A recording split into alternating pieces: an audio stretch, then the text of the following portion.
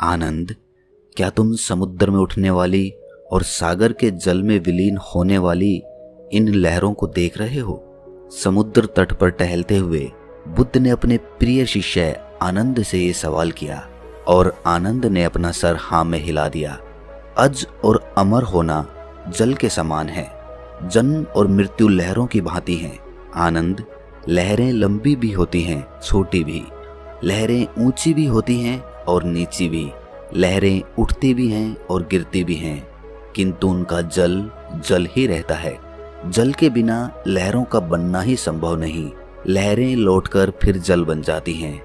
लहरें जल ही हैं और जल ही लहरें हैं। हालांकि लहरें उठती और गिरती हैं, किंतु यदि वे समझ जाएं कि वे स्वयं ही जल हैं तो जन्म और मृत्यु की धारणाओं से परे पहुंच जाएं। उन्हें जन्म मरण की चिंता ही ना रहेगी, ना भय रहेगा और ना ही दुख रहेगा। आनंद को बुद्ध के पास अभी ज्यादा समय नहीं हुआ था, इसीलिए उसके मन में बहुत सारे सवाल थे। आनंद ने बड़े प्रेम से हाथ जोड़कर बुद्ध से प्रश्न किया कि हे तथागत, सुनने में तो समझ में आता है कि जीवन और मरण इन लहरों की भांति होते हैं, लेकिन इस भाव को आत्मसात कैसे किया जाए? इसको परिपूर्णता में कैसे समझा जाए? कैसे इसे हमारा मन स्वीकार करे ताकि हमारे जीवन से सब कष्ट दूर हो जाए? आपके समझाने से मेरे तर्क तो शांत हो गए, लेकिन मेरा मन शांत नहीं हुआ। आखिरकार इस मन को शांत कैसे किया जाए? इसको कैसे समझाया जाए? बुद्ध ने बड़े शांत स्वर में कहा कि हमारा मन 18 अंशों से बना होता है। इन 18 अंशों के बिना हमारे मन की कोई भी स्वतंत्र सत्ता नहीं होती। जब तुम इन 18 अंशों को भली भांति समझ लेते हो तो तुम अपने मन के गुलाम नहीं रह जाते, तुम उसके मालिक बन जाते हो, जिसकी लगाम तुम्हारे हाथ में होती है। उसके बाद तुम अपने मन के पीछे नहीं दौड़ते, बल्कि तुम्हारा मन तुम्हारे अनुसार कार्य करता है। इन 18 अंशों में सबसे पहले 6 इंद्रियां होती हैं। 6 इंद्रियों के विषय होते हैं और 6 इन इंद्रियों के द्वारा जन्म लेने वाली चेतनाएं होती हैं। 6 इंद्रियां दृष्टि, सुनने की शक्ति, सूंघने की शक्ति, स्वाद, काया, चेतना और मनश्चेतना। और इन 6 इंद्रियों के विषय होते हैं रूप, ध्वनि, गंध, स्वाद, स्पर्श और चित्त के विषय। और 6 चेतनाएं जो इंद्रियों के कारण जन्म लेती हैं वो इस प्रकार हैं: देखना, सुनना, स्वाद लेना, स्पर्श करना और समझना। इन 18 अंशों के बिना कोई मन नहीं होता। ये 18 अंश जन्म, मृत्यु और परिवर्तनशीलता से बंधे होते हैं। इसीलिए मैं कहता हूँ कि मन नाना प्रकार की भावनाओं का एक संग्रह है, जिसकी प्रकृति ही परिवर्तनशील होती है। तुम ये तो समझ गए हो कि हमारा मन इन 18 अंशों से मिलकर बना होता है, लेकिन ये भी बात समझने की होती है कि इन अंशों को जो भी स्वाद, गंध या जिस भी वस्तु में ज्यादा मजा आता है वही हमारे मन से बंध जाता है, उसी का हमारा मन गुलाम हो जाता है। तुम यूं समझो कि अगर तुम्हें गर्मी लग रही है और अचानक तुम्हारे सामने कहीं से ठंडी हवा आने लगे, तुम समुद्र के सामने टहल रहे हो और तुम्हारे चेहरे पर ठंडी ठंडी हवा की बौछार पड़ने लगी। इससे हवा तुम्हारी काया को स्पर्श करेगी, जो तुम्हें आनंद देगी, और उस आनंद को पाने के लिए तुम्हारा मन हमेशा तैयार रहेगा। इसीलिए तुम्हारा मन इस प्रकार से गुलाम होता चला जाता है। जहां भी उसको मजा आता है वहीं पर वो उसी वस्तु का, उसी चीज का गुलाम हो जाता है। आनंद ने कहा कि हे तथागत, हम ये तो समझ गए कि हमारा मन सत्ता रहित होता है, उसकी अपनी कोई सत्ता नहीं होती। बिना इंद्रियों के विषय के उसका कोई अस्तित्व नहीं होता। लेकिन वास्तव में मन होता भी है या फिर ये हमारी एक भ्रांति मात्र होती है? बुद्ध ने शांत भाव से उस मेज को देखा जिस पर पानी की भरी हुई प्याली रखी थी। उसकी ओर संकेत करते हुए बुद्ध ने कहा, वो प्याली भरी है या खाली? गुरुवर, प्याली में पानी भरा है। आनंद, इस प्याली को बाहर ले आओ और इसे खाली कर लाओ। आनंद ने वैसा ही किया। बुद्ध ने मेज पर रखी खाली प्याली उठाकर उलट दी और पूछा, आनंद, अब ये प्याली भरी है या खाली? गुरुवर, अब ये भरी नहीं खाली है। आनंद, ये प्याली अब पानी से नहीं भरी है किंतु वायु से भरी है। ये तो तुम बिल्कुल भूल गए। खाली होने का अर्थ किसी चीज से खाली होना और भरे होने का अर्थ किसी चीज से भरा होना होता है। इस समय ये प्याली पानी से खाली है किंतु वायु से भरी हुई है। आनंद, प्याली का भरा या खाली होना इस बात पर निर्भर करता है कि प्याली तो यहाँ पर मौजूद है, यहाँ पर विद्यमान है। प्याली के बिना उसका खाली या भरा होना हो ही नहीं सकता। आनंद ने हाथ जोड़कर कहा, प्रभुवर, तब तो हमारे मन में विचार चलते रहते हैं, नाना प्रकार की इच्छाएं उठती रहती हैं। तो इसका मतलब तो ये हुआ कि मन वास्तविकता में होता है, इसकी अपनी सत्ता होती है। बुद्ध ने मुस्कुराकर कहा, आनंद, शब्द जाल में मत फंसो। मन का अस्तित्व इतना सूक्ष्म है कि उसे सामान्य अवधारणा से समझा नहीं जा सकता। उनका अस्तित्व वैसा ही है जैसा शून्यता का अस्तित्व होता है। आनंद, अभी हमने भरी और खाली प्याली की चर्चा की। यद्यपि हमने समझ लिया कि मेज पर रखी प्याली जल से खाली है। यदि हम गहराई से देखें तो ये भी पूर्णतः सत्य नहीं है। आनंद, जिन तत्वों से प्याली का निर्माण हुआ है, क्या उनमें आप जल तत्व की विद्यमानता नहीं देखते? आनंद ने कहा कि प्रभु, प्याली बनाने के लिए कुम्हार ने तो मिट्टी सानी थी, उसमें जल तो था ही। ठीक कहा आनंद, यदि हम गहराई से देखें तो प्याली में जल तत्व विद्यमान है। हालांकि हमने पहले कहा था कि प्याली जल से खाली है। प्याली की विद्यमानता जल की विद्यमानता पर ही निर्भर है। आनंद, क्या तुम इस प्याली में अग्नि तत्व को देख पा रहे हो? जी हाँ प्रभु, प्याली को पकाने के लिए अग्नि तत्व जरूरी है। बिना गर्मी या अग्नि तत्व के ये प्याली पक ही नहीं सकती। बुद्ध ने पूछा कि इसके अतिरिक्त और क्या क्या देख रहे हो? आनंद ने उत्तर दिया कि मैं वायु तत्व को भी देख रहा हूँ।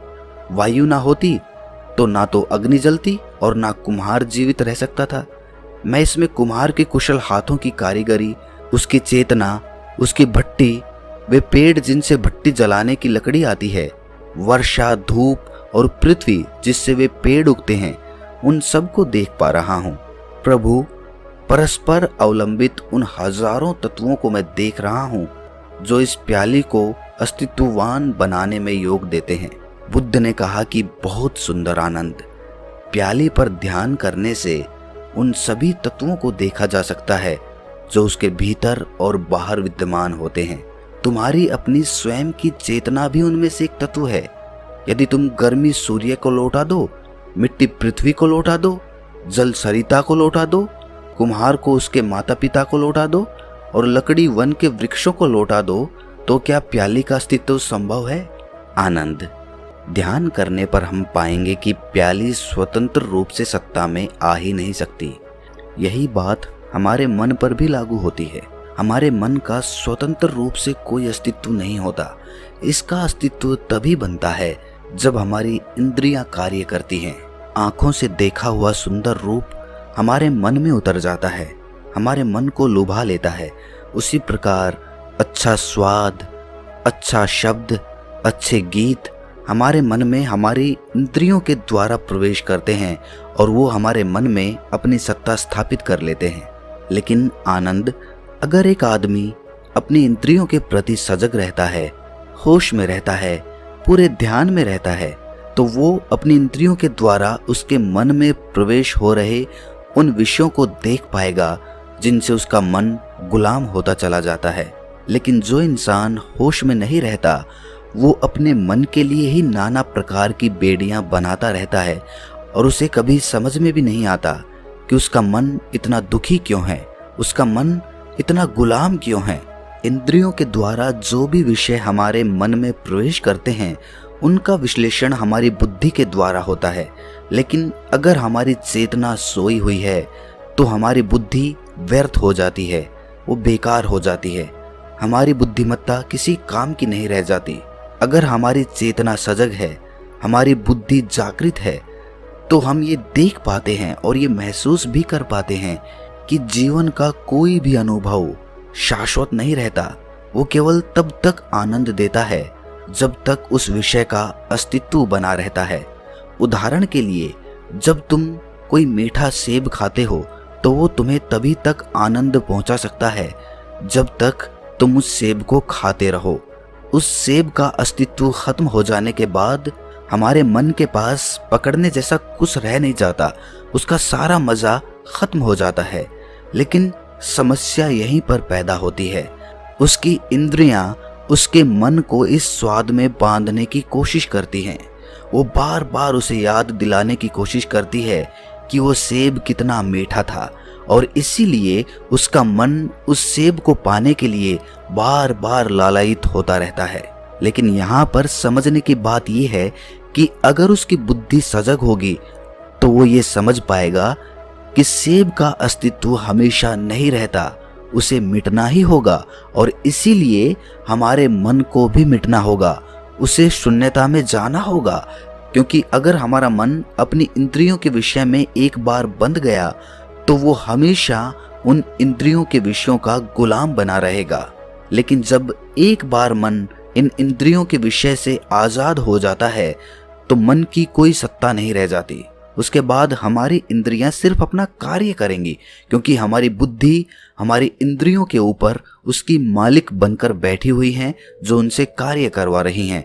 कहने का अर्थ ये है कि एक बार अगर मन मिट जाता है तो हमारी इंद्रियां सत्य की अनुभूति करती हैं।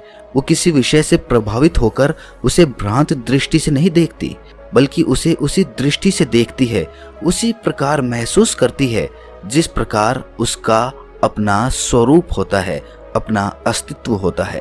उदाहरण के लिए, जब तुम कोई मीठा सेब खाते हो तो एक बार जब तुम्हारी जिह्वा उसका मीठा स्वाद चख लेती है तो उसके बाद जब भी तुम किसी दूसरे सेब को देखोगे तो तुम उसी स्वाद को याद करोगे। लेकिन जरूरी नहीं होता कि हर सेब उतना ही मीठा निकले, इसीलिए हमारी दृष्टि उस स्वाद की वजह से भ्रांत हो जाती है, वो भटक जाती है और वो उस सेब को उसके असली स्वरूप में नहीं देख पाती। काम वासना में लिप्त आदमी अपने सुख भोग के लिए एक बार जो आनंद ले लेता है वो बार बार उसी आनंद को लेने की कोशिश करता है, लेकिन हर बार अलग अलग इंसान के साथ वो वही सुख भोग हासिल करना चाहता है, और इसीलिए वो काम वासना के चक्र में फंसता चला जाता है। क्योंकि उसकी इंद्रियों ने जो एक बार सुख भोगा, उसके मन में वो सुख स्थापित हो गया और उसका मन उस सुख को पाने के लिए उसे दर दर भटकाने की कोशिश करता है। बुद्ध ने आनंद को संबोधित करते हुए कहा कि तुमने कभी भिक्षु का जीवन देखा है? उसका जीवन कितना साधारण होता है। वो साधारण खाना खाता है, साधारण बिस्तर पर सोता है और कभी कभी तो जमीन पर ही सो जाता है। ना तो वो कभी कोई राग सुनता है और ना ही कोई नया स्वाद लेने की कोशिश करता है। विषय वस्तु से हमेशा बचा रहता है और इसीलिए उसका ध्यान में जा पाना बहुत ही आसान हो जाता है। वो ध्यान की उन गहराइयों को महसूस कर पाता है और वो उस परमानंद की स्थिति को प्राप्त कर पाता है जो कोई भी विषय वस्तु उसे कभी भी नहीं पहुंचा सकती। कोई भी विषय वस्तु एक सीमित समय के लिए तुम्हें कुछ आनंद दे सकती है, लेकिन परमानंद वो होता है जो किसी भी विषय वस्तु से जुड़ा हुआ नहीं रहता, जो शाश्वत होता है, जो सत्य होता है।